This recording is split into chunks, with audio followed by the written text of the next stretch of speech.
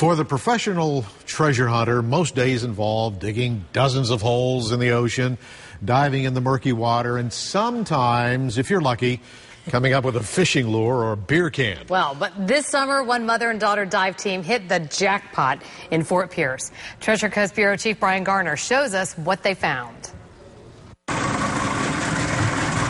Bonnie Schubert grew up on the ocean. Her mother captained a charter boat. As a child, Bonnie spent most of her time playing in the turquoise waters off the Bahamas. So it's only natural she would choose a career on the water.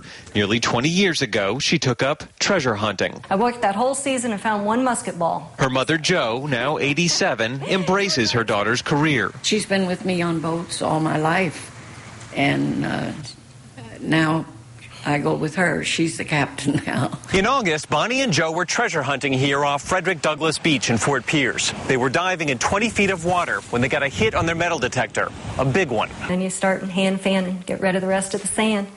And the sand cleared away, and it was laying there just perfect. The find exceeded even their wildest imagination, a 22-carat solid gold bird dating back to the lost Spanish fleet of 1715. It's truly been amazing. It's not something that we could have ever predicted. Brent Brisbane hired the Schuberts. He holds the hunting rights to these waters. He asked a local historian to study the relic and learned it is a pelican in her piety, a symbol of Christ.